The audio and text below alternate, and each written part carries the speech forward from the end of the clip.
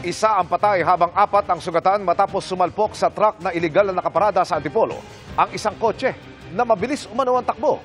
Nakatutok si Mariz Ubali.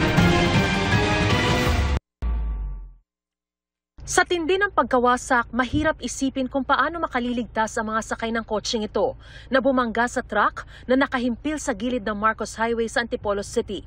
Patay ang isa sa mga sakay ng kotse habang sugatan ang 4 na iba pa, kabilang ang driver, sa aksidenteng nangyari bandang alas 4:30 kanina.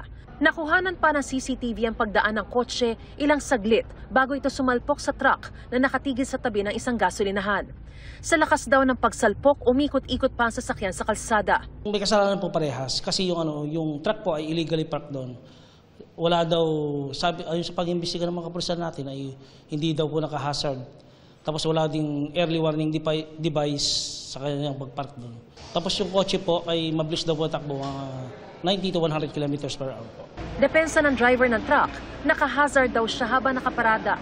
Nagparada lang ako saglit mo, ma'am, kasi pabili lang ako ng kape sa pinanti ko. Kung may kasalanan na po yung pagparada namin sa truck na yun, panindigan ko rin sana rin po eh.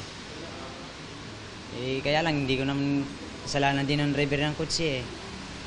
Kasi mabilis daw yung takbo eh. Pero bukod dyan, may nadiskubre ang pulisya ukol sa driver ng bumanggang kotse. Medyo nakainom po yung driver. Tapos yung sa pag-imbestiga din natin, nalaman po natin yung driver po wala pong kaukulang lisensya sa pagmamaneho po.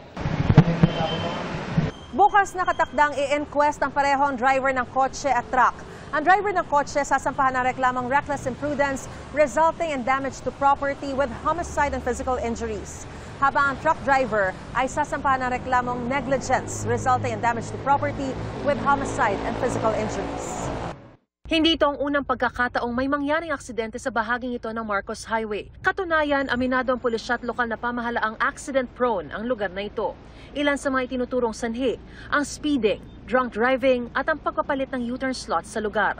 Ang lokal na pamahalaan ng Antipolo, pinag-aaralan na raw ang U-turn slots na ito. Co-coordinate po tayo sa MMDA. We're seeking their technical assistance po. Kung ano po ba yung parang pinaka-maayos po na configuration yan. Sa ngayon, nasa 60 kilometers per hour lang ang dapat natakbo sa kahabaan ng Marcos Highway. At sabi ng lokal na pamahalaan, mas mahigpit na enforcement sa tulong po ng ating kapulisan at HPG para po doon sa mga violators po natin para ma-apprehend po. Para sa GMA Integrated News, Mariz Umali, Naktutok, 24 Oras.